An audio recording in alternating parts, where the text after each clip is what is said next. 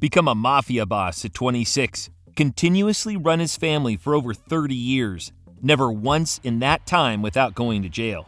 And live to be almost 100. That's all Bonanno. A man quite popular in the States, but completely unknown here. Meanwhile, Bonanno was one of the most prominent figures in the American Mafia at the dawn of his reign. And his influence in the commission was higher than that of a well-known Al Capone and Luciano.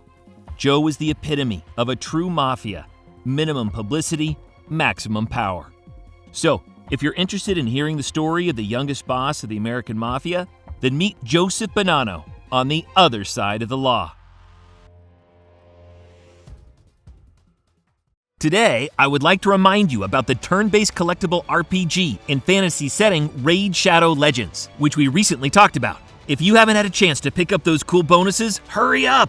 We're talking about an epic champion knight errant from the Bannerlords faction and other goodies in the form of energy refills, a skill book, and an experience booster. And once you've moved into the world of Raid and figured out what it's like, look for me under the nickname Gang1210. And if you're fast enough, you can join my clan. You can play Raid Shadow Legends on both your mobile phone and computer. So click on the link in the description and let's meet on the battlefield. The surname Bonanno, as you might think, has nothing to do with bananas.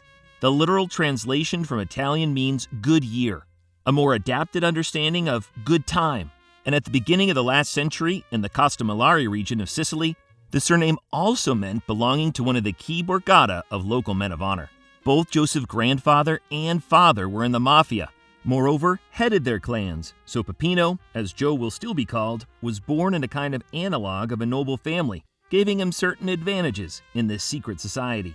However, he would realize this only years later, but as a child, Giuseppe, as he was called at birth, considered his family ordinary. They were richer than most of the other inhabitants, but he had no idea of his father's true power. Nor did he know why they'd moved to New York City in 1908 when he was barely 3 years old, and why they had to return a few more years later. And it was precisely because of Salvatore Bonanno's position. He was the head of the clan and led it in a war against another mafia family, Castellamare Buccellato. He had to flee to the States to avoid going to jail, and as soon as the case was closed, Salvatore immediately returned home to lead the family.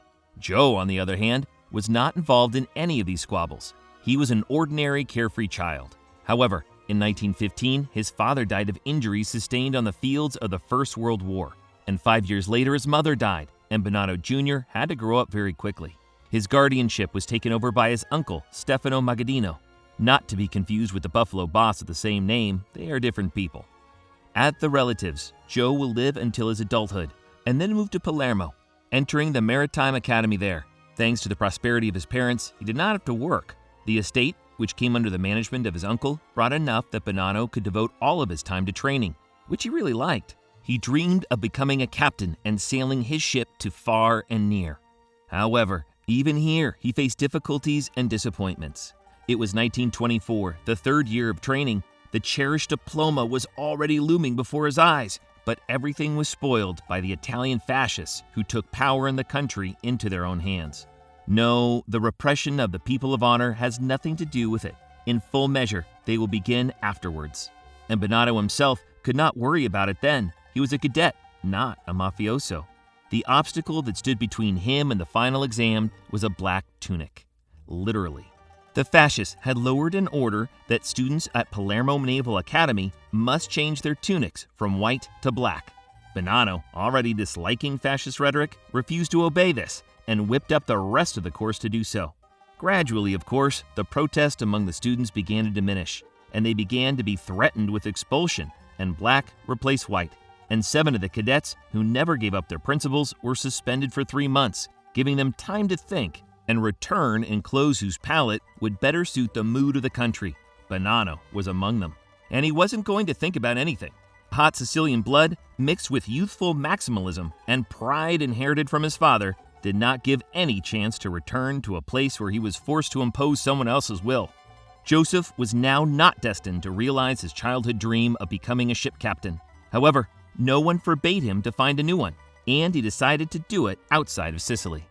The first stop was Tunisia, where he stayed with his uncle for a couple of months, while he waited for his cousin Peter Magaddino, with whom they decided to leave Sicily. And as soon as Pete got there, they immediately went to France. In Paris, they were met by another cousin, the son of an uncle from Tunisia named Salvatore. However, Paris was not the final stop either. Joe himself did not remember America well, but his father, while he was still alive, had told him many times that it was a land of great opportunity. And as soon as one dream was taken away from Bonanno, he immediately found another, to cross the ocean, as they would say nowadays, to rise in the United States. It was for the purpose of going to America that they came to Paris. The plan was to get visas here and leave on the first steamer. But they couldn't get visas. As it turned out, they couldn't get them without a passport, which Pete didn't have. No one was going back to Sicily. Instead, the brothers went to Cuba, where they found people who took them by boat to Tampa. In the States, the newly minted illegal aliens bound for New York City were only able to make one train stop before being rounded up by immigration police. Joe managed to squeeze out one phone call and informed his uncle, who was waiting for him in New York, and he would likely be thrown out of the country. Upset, he and Pete were already planning a new plan to cross the border when they were informed that some very generous gentlemen had posted a $1,000 bail for them each. This man was Stefano Magaddino of Buffalo, who happened to be the nephew of Stefano Magaddino of Castellamare, and a cousin of Bonanno himself. He was 14 years older than Joe and had been a resident of the States for over 2 decades. Magaddino learned of his relative's trouble just from talking to the uncle Bonanno had called, and sent his man, named Willie Moretti, to get them out. By the way, Moretti would later be high up in the American Mafia, and the story of how he first met Joe Bonanno on American soil, Willie will tell every chance he gets. Joe reached New York City by January 1925. There, he settled in the home of his uncle, Peter Bonventre, who worked as a barber, and he was happy to help his nephew learn the trade. However, to cut hair and break into the people in the head of young Bonanno did not quite come together in one whole. So Joe chose a different road. To be more precise, he's decided to start looking for this very other way up. And he was helped in this by the Bonanno surname, the true value of which he began to realize. In New York, there were many natives of Castellamare, within even the Sicilian immigrant community, trying to stay together. And they all knew very well who Salvatore Bonanno was. And even though Joe's father had long been dead, many wanted to show their respect for Bonanno and his son. In addition, Joe's cousin, Stefano Magaddino, was a mafia boss in Buffalo, which further emphasized his belonging to the so-called royal mafia bloodlines. So many young Italians wanted to be friends with him and get the support of the Bonanno surname. Because of that, Joe didn't even have to look for the way up. He found it himself in the person of a fellow from Sicily named Giovanni Romano and his friend Gaspar Di Gregorio, who were bootleggers. Romano and Di Gregorio found it profitable to have a man with that surname as a partner, and Bonanno was glad to be finally engaged in something that could bring in good money. It was certainly not an enterprise that produced thousands of liters per day, but the earnings were enough for the young people who did not deny themselves anything. They made alcohol in the basement of a house, and then, through an underground tunnel, transported it to the garage next door, where it was placed in trucks, which were already taking the goods to underground bars. The local police did not touch their enterprise, receiving constant payments, and for the big criminals, they were not interested in everything. So the young bootleggers had a clear feeling that they had caught a lucky trail. Now a couple more years like this, and it would be possible to invest their earnings in a legal business, which will provide them for the rest of their lives. However, nothing in this world is so easy. One day, Romano was brewing another batch of whiskey in the cellar as usual, and for some reason did not notice the leakage of alcohol, which caught fire and provoked an explosion. Giovanni didn't survive, and Joe took the event to heart and quit bootlegging, which was followed by the strangest period of Bonanno in the USA. Strange in the context of the man's history, which in the States is inextricably linked to illegal activities. Joe worked as a driver in another uncle's bakery and also attended acting classes, both of which were successful for him. At the bakery, he took on what would now be called a sales manager role and expanded his uncle's customer base. And in acting classes, the instructor considered Joe his best student. However, the fame of his family did not dispose to work as a driver or actor. Bonanno himself understood this, but has not yet seen to the end of his path. Guide, thanks to which Joe will finally stand on the road of a man of honor, will arrive at the end of 1925, and his name, Salvatore Maranzano, in his close communication with him that will make in 6 years from a young man who does not know what he wants, a man who will become the youngest boss of the Mafia.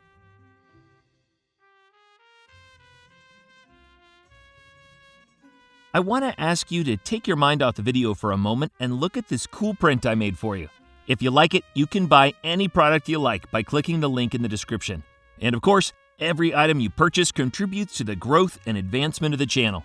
Thank you for your attention, and now let's dive deeper into the story of our hero for today. The Maranzano family name in the history of American Mafia is primarily associated with the Castellammarese War.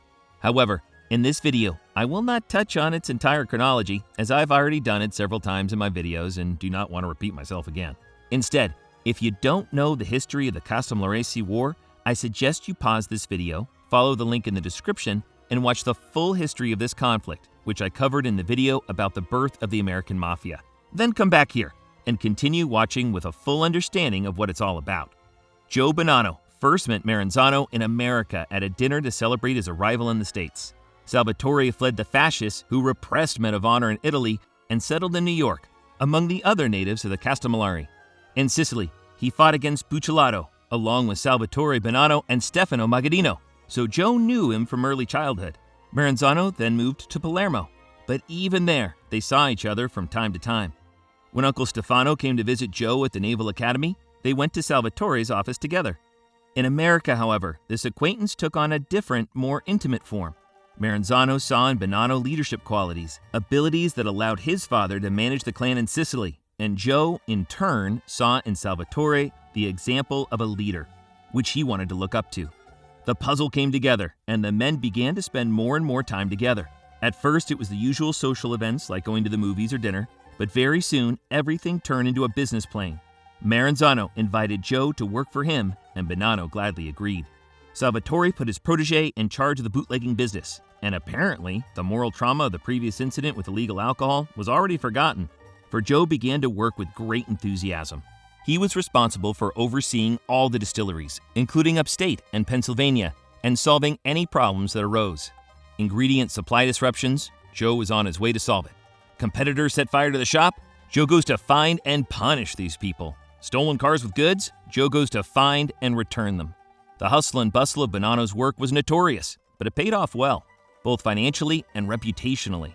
He managed to earn enough money to open his own small distillery, and along with the growing reputation of Maranzano and the American Mafia family grew the reputation of Bonanno, even though he was not yet a member of the family. In this context, it is very indicative of the case where Joe wanted to attack a member of the Castellammarese family, nicknamed Mimi, who wanted to cover his distillery. Bonanno sent him away and clearly hinted that if he came here again with his demand, Mimi would not leave alive. Joe did not know that the man was an initiate, and Mimi did not know who was behind Joe. As a result, an internal trial was organized for this case. And just imagine Mimi's feelings when he found out that the arbitrator in solving the dispute would be Bonanno's third cousin, Vito Bonventre.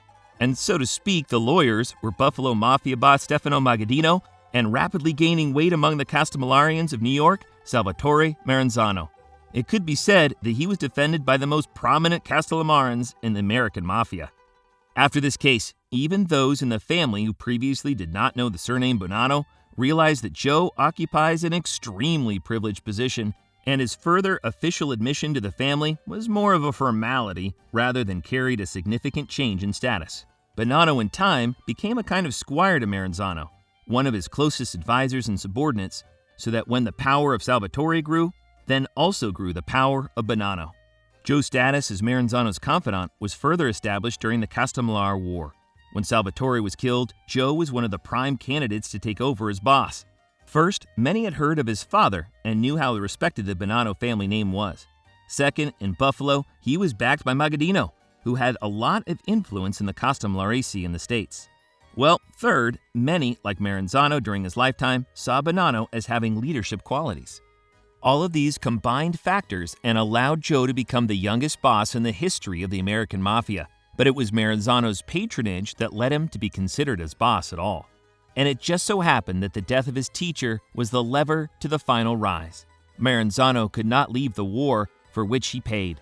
Joe, on the other hand, had more foresight as his boss. He did not retaliate against Luciano, but instead agreed to peace and was included in the first commission. And yes, the commission is not Luciano's invention, and he never headed it. I also talked about this in detail in my video about the birth of the American Mafia. The commission as a body for solving disputes And it is true that at first it was very effective. For more than 10 years, the Mafia was not shaken by wars or high-profile murders. The bosses quietly ran their families and got rich. And Bonanno was no exception. His plan to come to the States and move up was very close to being realized. He had more than a dozen companies with businesses ranging from cheese-making to the garment industry. He earned so much that by the late 1950s, he could afford to buy 3 luxury homes in different parts of the country. But the most important thing was not even that. Joe was not only able to rise, he managed to keep his borgata in the world and remain its boss, even during the times of extreme turbulence of the New York Mafia, which began in the late 1940s. The first call that dark times were brewing was a hidden conflict between boss Vincent Mangano and his subordinate Albert Anastasia, who had the good relations and support of another family's boss, Frank Costello. Eventually, Mangano disappeared under mysterious circumstances, and Anastasia became the boss, thus formed the first alliance in the commission. Opposing this alliance were the old-timers in the person of Bonanno, Profaci, and Magaddino. And after the disappearance of Mangano, who was the chairman of the commission, the role of the most authoritative boss and the chairman went to Bonanno. You could say that this was the peak of his power, and Joe tried his best to hold on to it. And although in his book he describes later events as an attempt to keep the general peace, in retrospect there is a clear effort not to let go of the power that had fallen into his hands, which was beginning to be encroached upon by other bosses. After the alliance of Costello and Anastasia was formed, Vito Genovese, who wanted to oust Costello, and Tommy Lucchese, who just became boss, teamed up against them. A full-blown Cold War was beginning, threatening to turn into a hot war, and Costello even brought in the issue of Lucchese wanting to kill Anastasia before the commission, but Tommy was acquitted, thanks in large part to Bonanno. And Joe describes his act as an act in favor of universal justice and world peace. However, if reasoned logically, it was not to his advantage to convict and remove Lucchese, for then the Anastasia-Costello faction would have turned against Bonanno himself and his growing influence. The only thing Joe did not foresee here was Lucchese's luck and ability. First, Tommy's ally Genovese outed Costello and became the boss. And then together, they backed Carlo Gambino, who became boss after Anastasia's murder. And by the early 1960s, it appeared that Bonanno's leading position in the commission was in great doubt. And here we come to the most interesting part, the story of how Joe tried to take over the commission. First, let's take a closer look at what the factions had formed by this point. On one side, there were Lucchese, Magaddino, Gambino, Thomas Eboli, and his new commissioner Angelo Bruno from Philadelphia. On the other, Bonanno and Profaci. Another new member, Joe Zarelli of Detroit, and Sam Giancana of Chicago, were leaning toward Bonanno at the time, but were not ardent supporters. So how is it, you ask, that in just a couple of years, Bonanno would squandered all of his supporters on the commission? Well, with Lucchese, Gambino, and Eboli, who replaced Genovese, everything is clear. But with Magaddino, the story is interesting. When Bonanno was elected boss in the early 1930s, Magaddino quite logically thought that he could spin his younger brother in his own interests. However, by the 1950s, it became clear that among the two of them, the leading position was taken by Joe. And to this fact, they both wanted to extend their influence to Canada. And we have a rift, which the Lucchese faction took advantage of by luring Stefano to their side. So it turned out that from the old allies of Joe was left only Profaci, whose family was in full swing rebellion against the Gallo brothers. And in 1962, Profaci and an all will die. And the boss will be, albeit loyal to Bonanno, but less authoritative, Joe Malocco.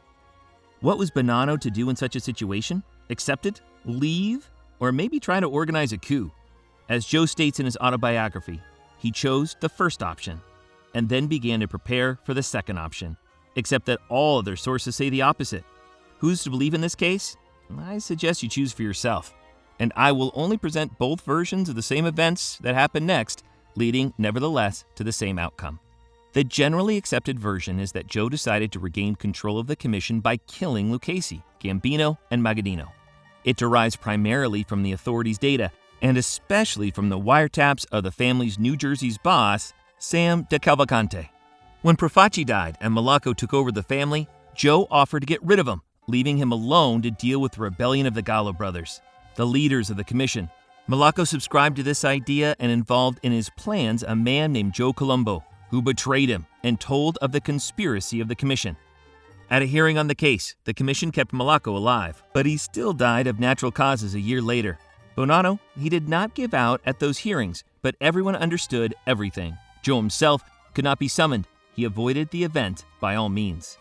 But in the version of Bonanno himself, he was not involved in any conspiracy and associated with him only because of the fact that his son, Bill, kindly drove Malaco to a meeting, which by coincidence was with a man who was following someone from the trio of Lucchese, Gambino, Magaddino. About this, of course, learned Colombo had told Magaddino, but Stefano, out of jealousy, interpreted it as a conspiracy in which involved and Bonanno Sr.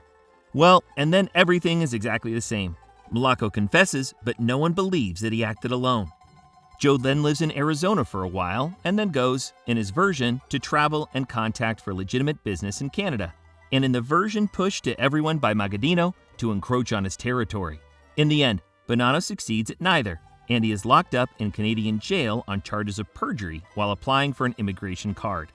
As a result of the proceedings, he has to leave the country and return to New York, where something awaited him that he had never faced before in his entire career as a boss. Whether he set up that plot with Malaco himself, or whether he was dragged into it against his will, you decide for yourself. But it resulted in Joe not just losing his final influence in the commission, but getting in trouble within his own family.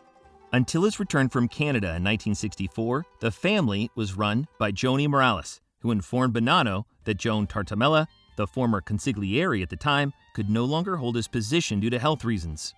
Joe gave the go-ahead to hold a vote among the captains on the selection of a new consigliere, who was chosen to be Bill Bonanno.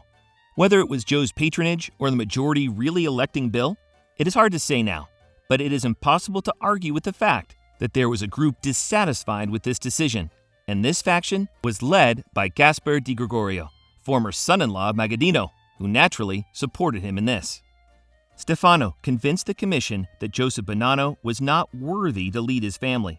He cited his possible involvement in the Magliocco conspiracy and the fact that he had lobbied his son for a leadership position when many in the family were unhappy. As a result, the commission supported Di Gregorio's rebellion and outlawed Bonanno's son and father. Naturally, Joe, who received such news shortly after his return, disagreed. He did not recognize Di Gregorio as the new boss and refused to abide by the commission's decision, gathering most of the family around him, as he states in his book. Bonanno Sr. was going to fight, but coincidentally, his son had to lead the fight, which history will call the Bonanno War. On October 20th, 1964, Joe was kidnapped by unknown people, and for a long time no one knew where he was. Even now, researchers have not come to a consensus on what happened then. Some believe that Bonanno faked his kidnapping to avoid possible attempts, and someone believes in the version of Joe himself, claiming that he was kidnapped and taken to a house in the middle of the forest by Magaddino's men. And if the details of the first version we do not have, but the second is perfectly described in the book Man of Honor. Bonanno spent several months in his cabin, during which he was constantly visited by Stefano. In Joe's opinion, with this kidnapping, Magaddino wanted to intimidate him and make him give up the fight for his family. Whether he considered the option of murder is not known, but in the end, Stefano let Joe go, even though he couldn't convince him to retire. Magaddino gave his men the command to take the prisoner wherever he requested. Bonanno asked to go to El Paso, on the Mexican border, so that Stefano would think he was running there. Joe himself went from there to Tucson, in the state of Arizona, where he had a house. There, he was met by a friend who would then drive him groceries and keep him in touch with Bill in New York. Here, Bonanno would lead a guerrilla life for several months. None of the neighbors never guessed that anyone was in the house during that period. A friend who brought groceries and before that often checked the house in the absence of the owners, because of which suspicion was not aroused. And Joe himself did not appear near the windows during daylight hours, ate at night by the light of a flashlight, and did everything he could to avoid detection. Such a life inevitably led to changes in his appearance. No, Joe did not turn into a likeness of Gollum from Lord of the Rings, but the growth of hair on his face and head greatly changed his appearance. And adding to this a cane, an inexpensive coat, a sheep's wool cap, and an eye patch, Bonanno decided that he could return to New York in this image and not be afraid that his enemies could identify him. And so indeed he did.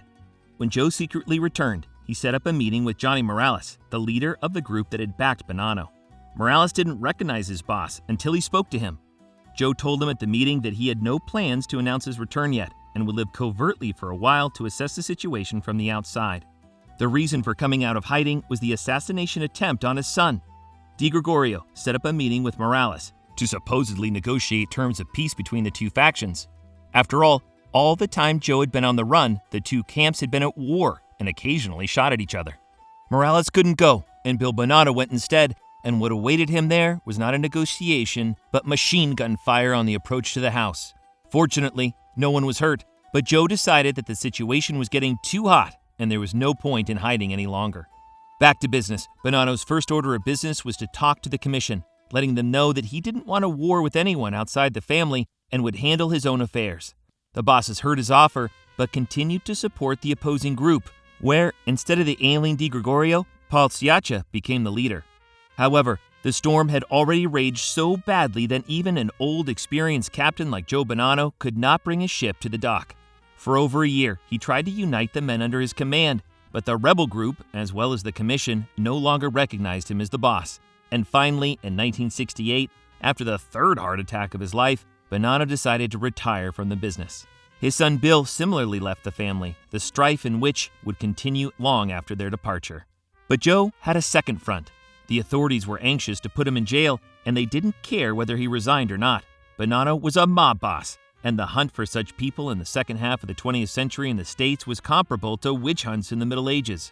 His first encounter with the police was during the Castellamare War, when he was caught in a car with a gun, but the cops could not prove that it belonged to Joe, so the charges were dropped.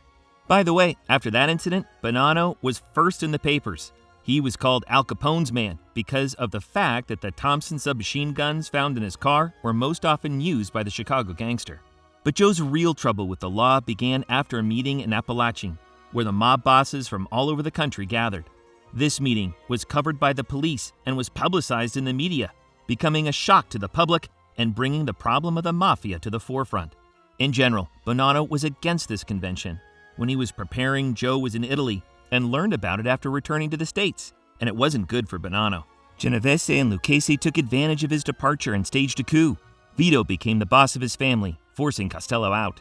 And in another family, the boss, Albert Anastasia, was murdered, and his successor was Lucchese loyalist Carlo Gambino. And this national convention was to help them legitimize all these changes, which would reduce Bonanno's wagging, as we discussed with you above. Joe tried his best to avoid an official invitation, and when he did get one, he sent his men there instead. He didn't want to be there to see his influence dwindle in a matter of hours. However, he was still in the papers. Joe had asked his men to renew his driver's license before he left, and after he arrived, DiGregorio, who was supposed to give it to him, kept forgetting to do so, and by coincidence, he went with them and to a meeting in Appalachian where Bonanno had sent him. So first the authorities who discovered Gasper had these driver's licenses, and then the media decided Joe was there. Actually, from that point on, the state went into full-scale prosecution of Bonanno. After Appalachian, he, as well as the others, were charged with conspiracy to obstruct justice for the fact that no one at the meeting stated the real reason for the meeting. In the end, of course, no one was charged, and Joe never even went to trial, as he was recovering from a second heart attack in 1958. The first one was in 1951, but Bonanno obviously did not draw any conclusions from it, as well as from the second one, as you can judge from what I told you earlier. The next time the authorities tried to invent a charge against Joe was after his return from Canada in 1964. Why invent? Because they couldn't find anything to really prove his criminal record. So they used Bonanno's troubles in Canada as an excuse to question him in front of a grand jury. They hoped that with his answers, they would give at least the slightest clue as to where they needed to dig. For 3 days, the authorities questioned Joe about everything they could think of, and each time they got a reference to the Fifth Amendment. Bonanno was released once again. However, in October of that year, Joe was again summoned to answer questions in front of a grand jury. And exactly one day before the hearing, he was kidnapped. And not showing up to court when you're subpoenaed is not a good idea. And it's an even worse idea to say a couple of months afterward that you're going to show up for court on a certain date and then not show up again. When Joe told Bill through an acquaintance that he was alive and safe, he took it to mean that his father would be back soon, and he excitedly told his lawyer. And the lawyer, out of the best motives before his client, himself asked to set a date for the meeting. But as we already know, Bonanno was not going to come out of hiding. In fact, the grand jury never waited for anyone. When Joe was back in the public eye, so to speak, he did not even receive a contempt citation. He was yanked into court on the case for more than a year, but the authorities had nothing on him. Did that mean they would decide to leave him alone sooner or later? Absolutely not. And following Bonanno's move to Arizona, so did his showdown with the authorities, which here took a very unexpected turn. It all started one day in July 1968. Joe and his wife and Bill had dinner, and his son decided to go out for a smoke. And then Bonanno Sr. heard a shotgun blast and then an explosion. Someone unknown tried to throw a bomb into the house, but Bill's shot prevented him from taking good aim, and the explosion went off without reaching the target. Who exactly it was, Joe couldn't say at the time, but he was sure that the media speculation of a gangster war had no basis in fact.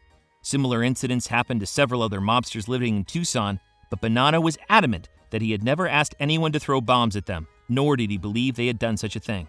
The answer came a year later when police apprehended 2 men who confessed to the bombings.